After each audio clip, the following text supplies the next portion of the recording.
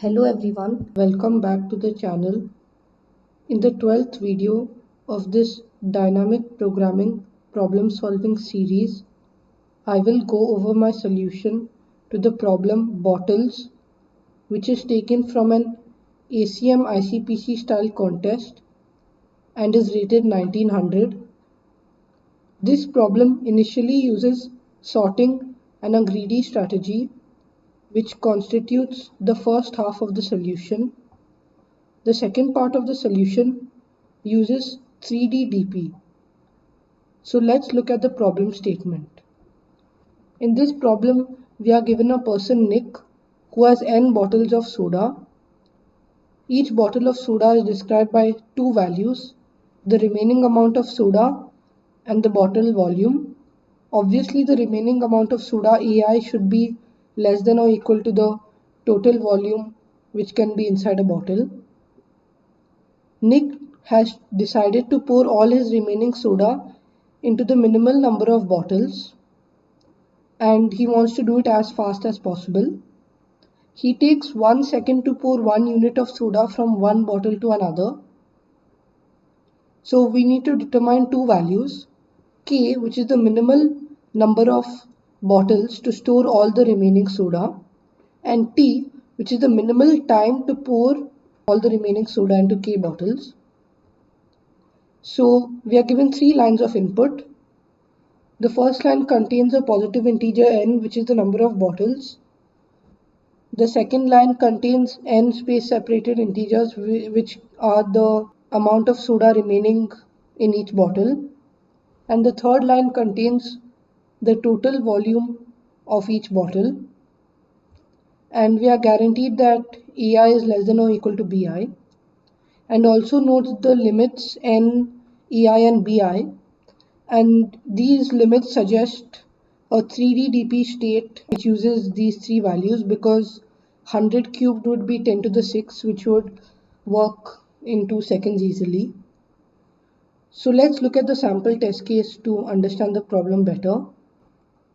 So in the first sample test case, we are given 4 bottles containing 3, 4 and 3 units of remaining soda, and the capacities of the bottles are 4, 7, 6 and 5 units. The correct output for this test case would be 2 and 6, and this is because Nick could fit all his soda into 2 bottles, which is the second and the third bottle, and to fit all the soda into these 2 bottles, he would pour 3 units of soda from the first bottle to the second bottle. This leaves 6 units of soda in the second bottle and no soda left in the first bottle. Then from the fourth bottle he should pour 1 unit of soda into the second bottle. This fills up the second bottle completely and leaves 2 units of soda in the fourth bottle. And then lastly he should pour 2 units of soda from the fourth bottle to the third bottle, and this would leave second and the third bottle filled and the first and fourth bottle empty. And as you can see, this takes 3 plus 1 plus 2 seconds. So time taken is 3 plus 1 plus 2, which is 6 seconds. And all the soda is in 2 bottles. And you can verify that this is the correct output, 2 and 6. And in the second sample test case, we are given 2 bottles containing 1 and 1 units of soda, and 100 and 100 is their capacity. So we would pour 1 unit of soda from the first bottle into the second bottle, and one bottle basically stores all the soda, and it takes 1 second to pour soda from the first to the second, and hence 1 1 is the output.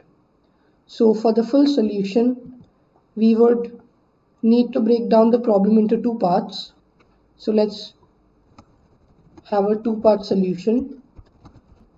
So in part 1, we are finding the minimal number of bottles to store all the soda. So first let's compute the total amount of soda, total amount of remaining soda. So let this value equal to S. Let's say that the total amount of remaining soda is S.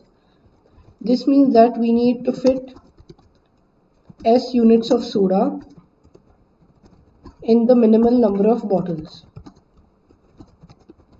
And the way to do this would be,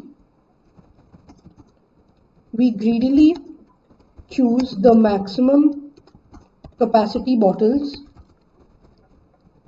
to fit S units of soda. So this is the greedy strategy which we'll apply.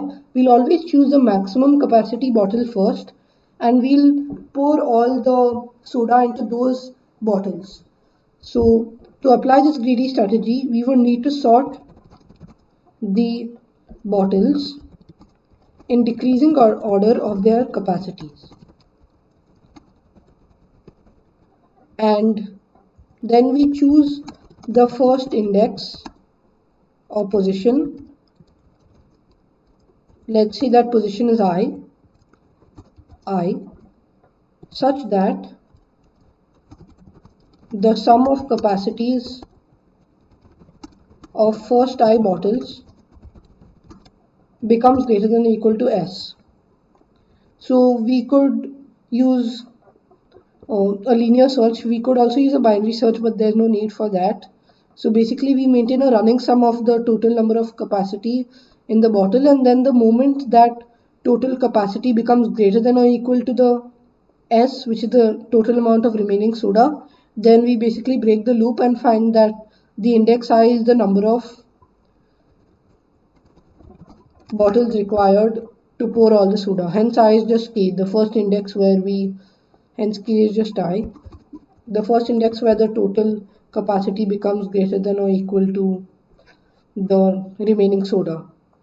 So that's part 1, where we computed the value of K.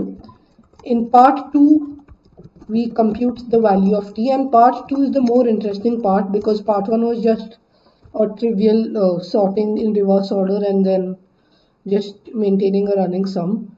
Part 2 is more interesting because in part 2 we use dynamic programming to compute the value of T.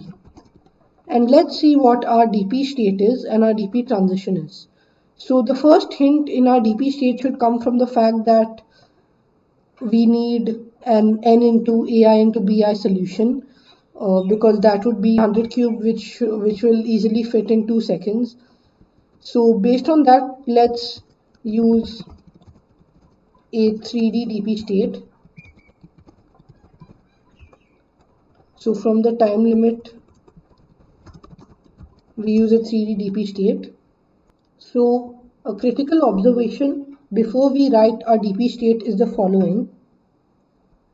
We need to choose K bottles, which is fixed, which have a sum of capacity greater than or equal to the value S, which we have computed above.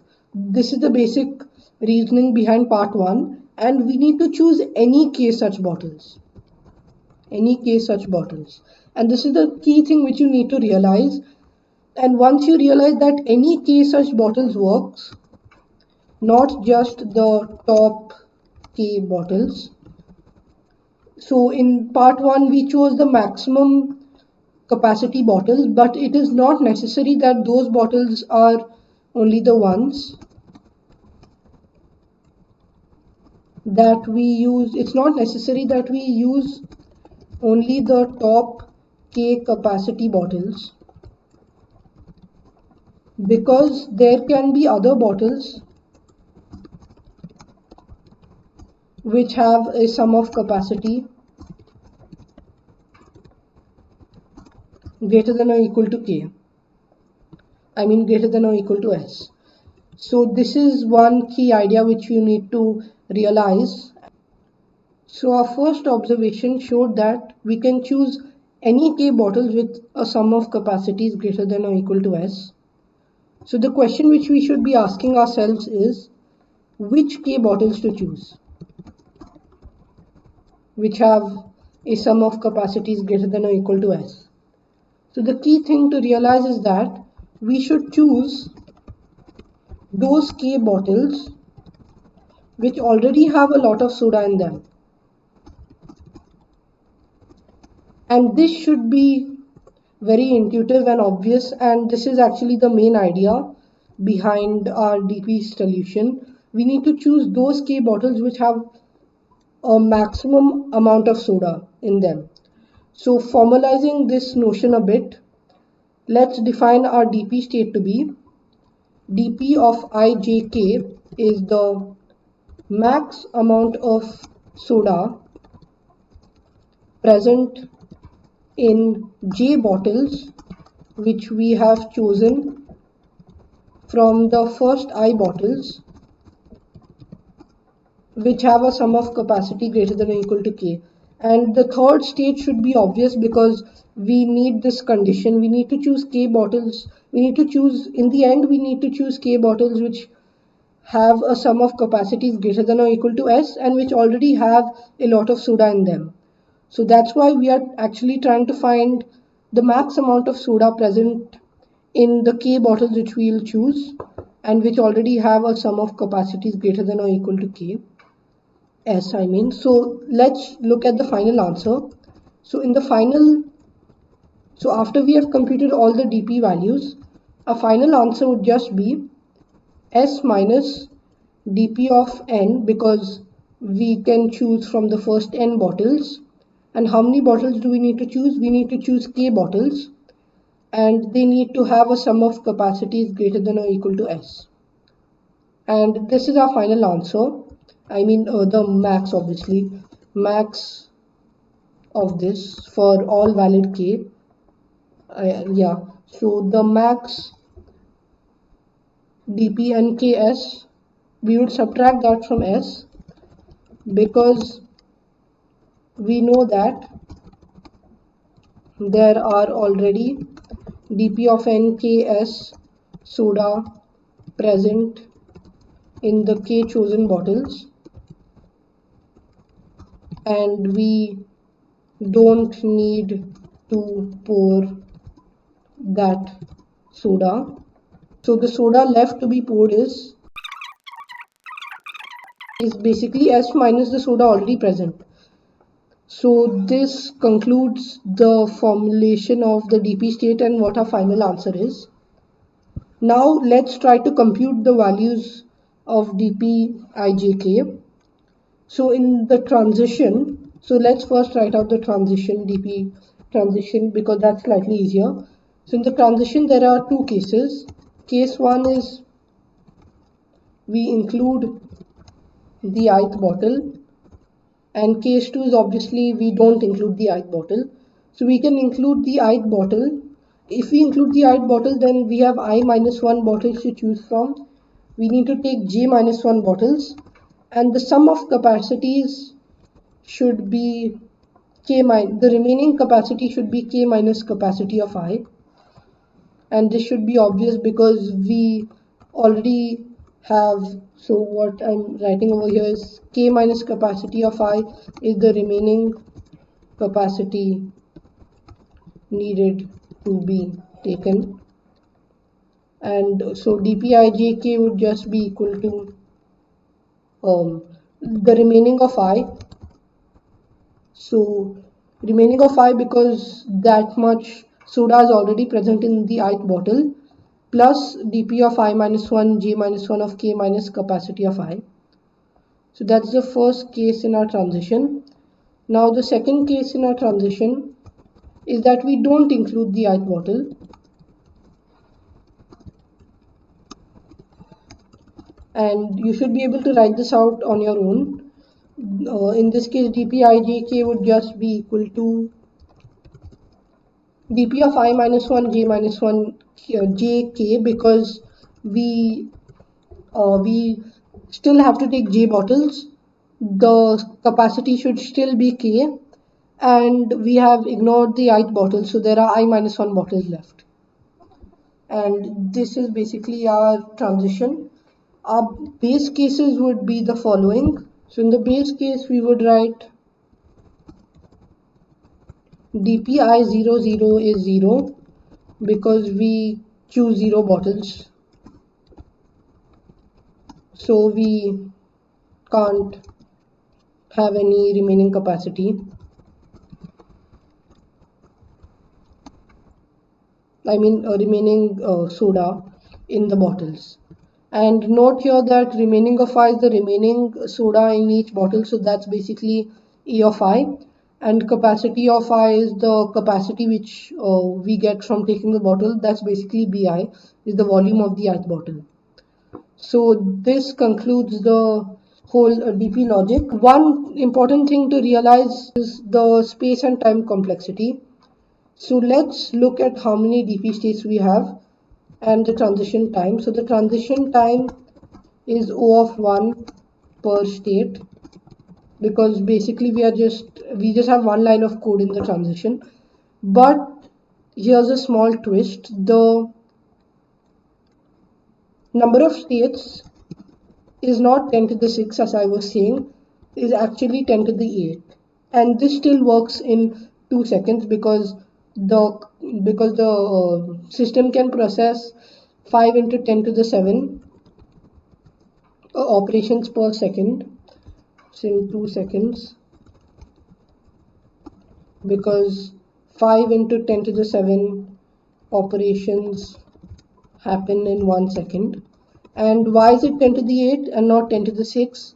This is because the maximum value of I, so max value of I is 100, max value of J is also 100, but the max value of K,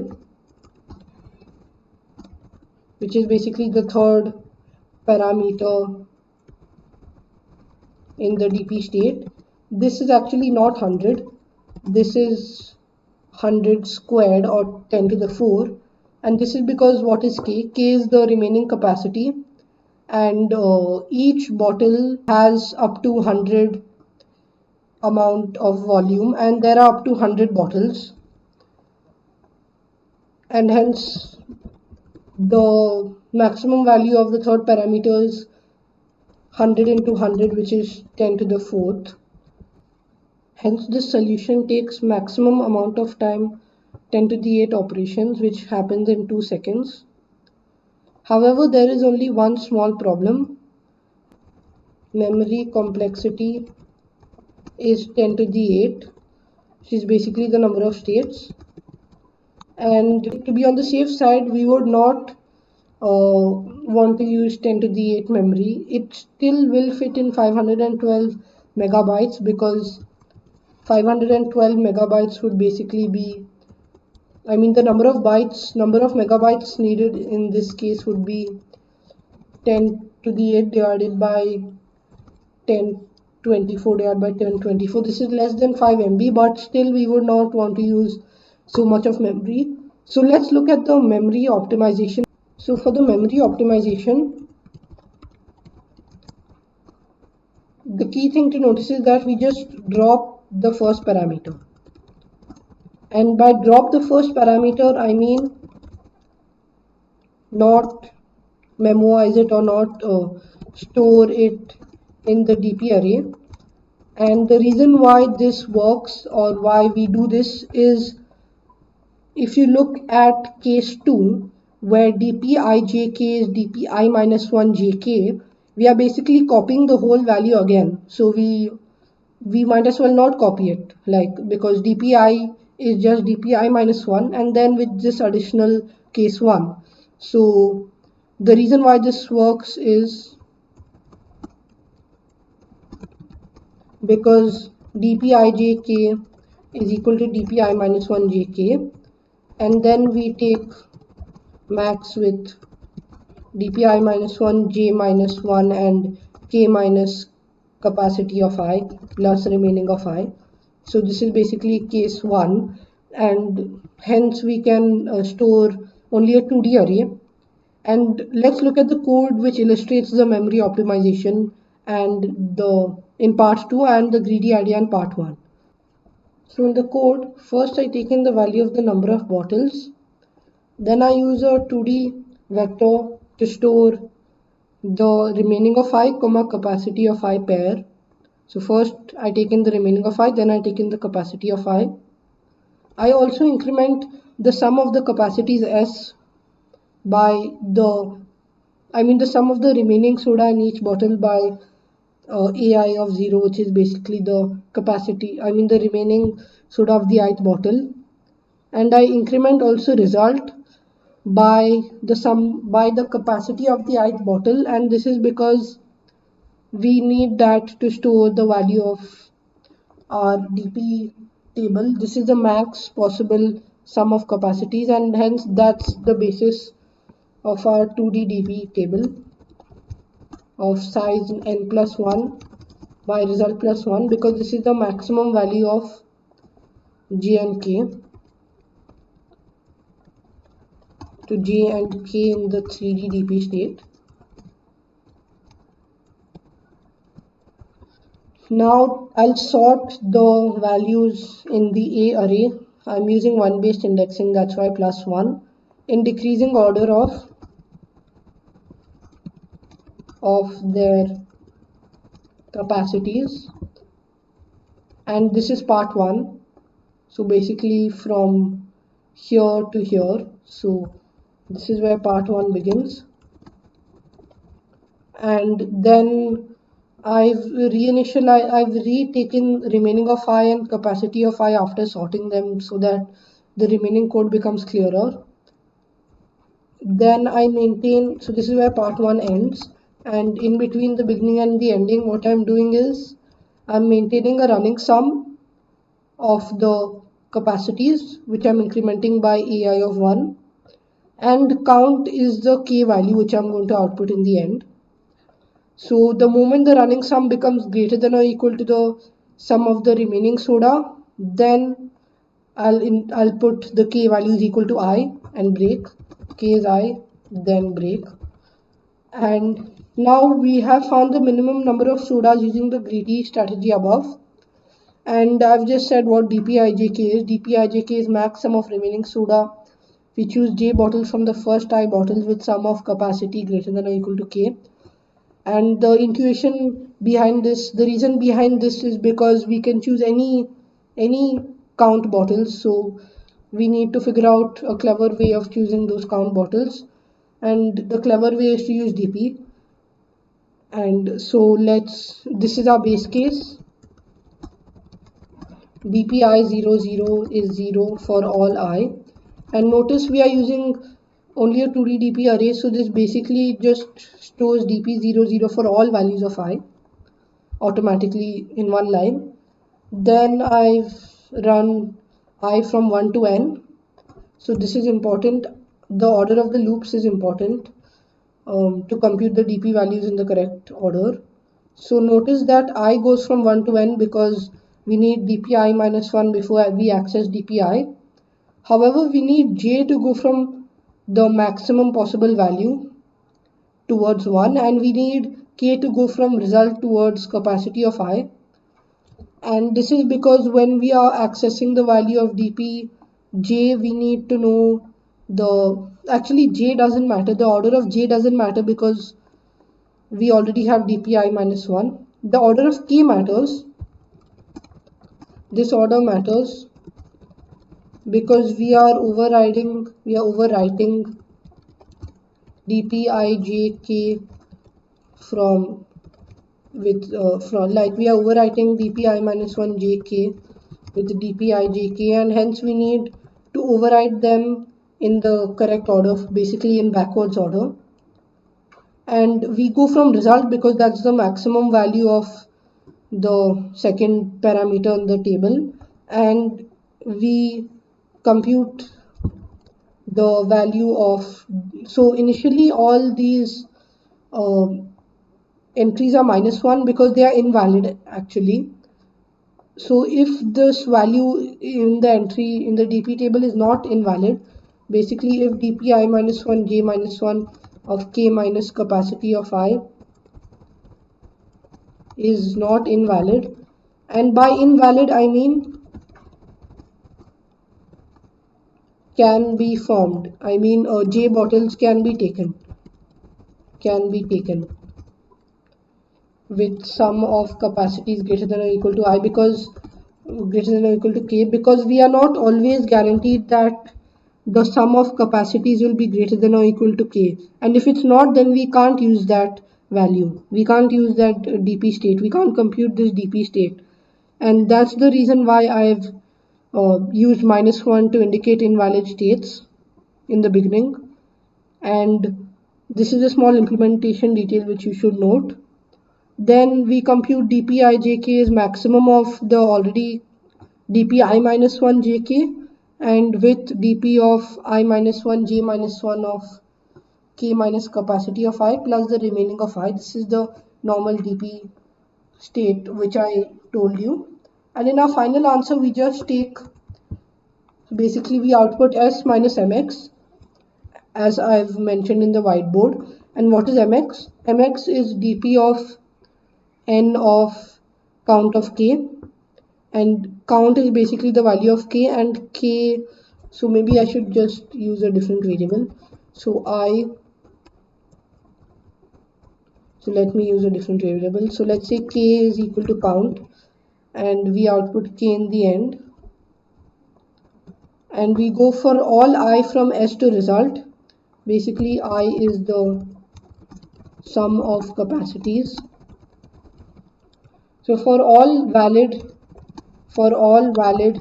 sum of capacities, I loops over all valid sum of capacities. So for all valid sum of capacities, we take mx is maximum of mx and dp of k of I. And this is also an important point to notice, that -1 will never be stored in mx, because -1 is invalid and is less than 0. Hence mx will never contain an invalid possibility. Now in the end we output k, which is the number of bottles, and we output s minus mx because we already have mx amount of soda left in those k bottles, and s minus mx is the time taken for the remaining soda to be transferred into those k bottles. So let's just submit this problem to see that it gets accepted. So as you could see, the code got accepted. So I hope you like the problem and my solution to this problem. This problem was unique in the sense that it used both greedy and DP in the solution. So if you like the video, don't forget to give it a thumbs up, and do consider subscribing to my channel for more such content. The next few videos will be on grid DP, which is an important and powerful idea which can be used to solve some grid based problems. So thank you for your time.